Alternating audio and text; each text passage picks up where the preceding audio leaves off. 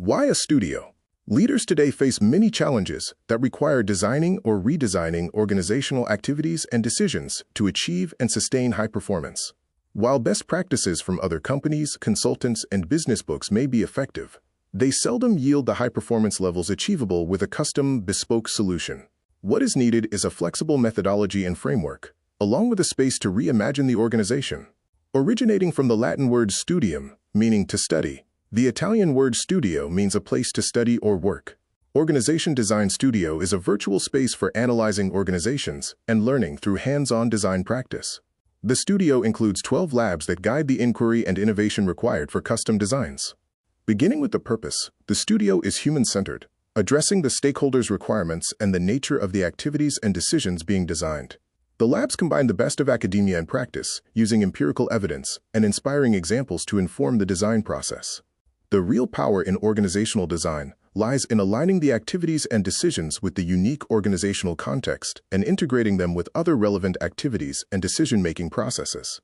Based on these inputs and selected design principles, the existing system is evaluated to identify characteristics that should be retained and those that require redesign.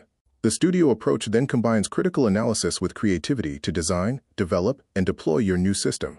Organization design is a rational, purpose-driven process that enables the achievement of specific objectives and results.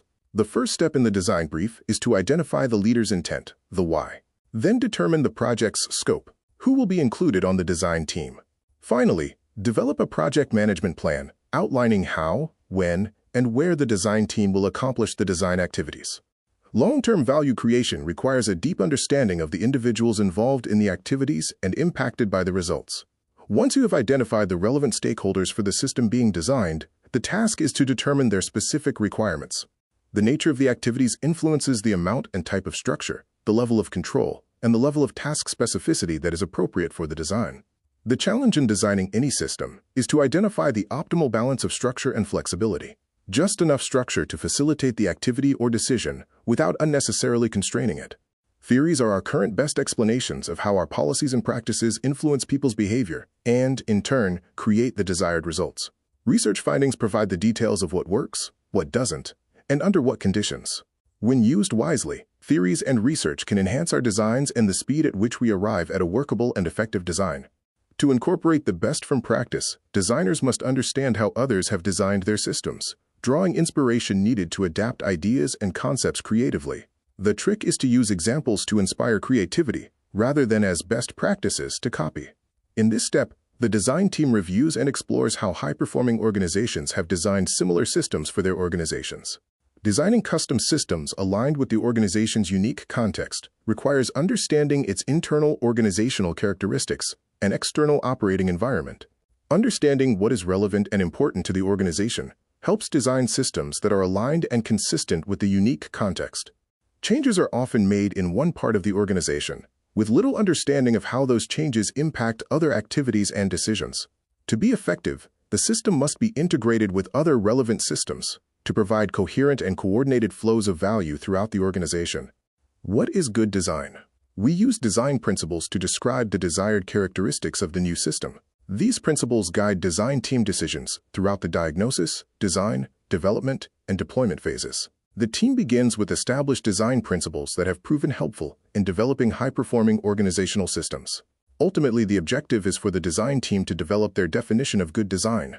Assessing custom-designed approaches requires a detailed understanding of the existing system and the artifacts produced during the preceding 8 design activities. To evaluate the current design, the team will explore several assessment questions. From these questions, the team identifies both the strengths and opportunities for improvement while avoiding the identification of specific solutions. Using the information and concepts from the first 9 activities as a springboard, the design team creates an ideal conceptual design, a feasible conceptual design, and then a detailed design. The detailed design is ready when it includes enough information to build a prototype. A detailed design is an untested hypothesis. Before it can be deployed in the organization, it must be developed using an iterative testing, refinement, and validation process. A pilot test allows the design team to learn from the limited deployment and refine the design before full implementation. Deploying a new or redesigned system throughout the appropriate parts of the organization is an exercise in leading change. The successful implementation of a new design requires a well-planned approach, trained employees, sufficient resources, and a systematic process for reviewing and managing progress. Today's dynamic and unpredictable environment requires continuous design and redesign to remain relevant and successful.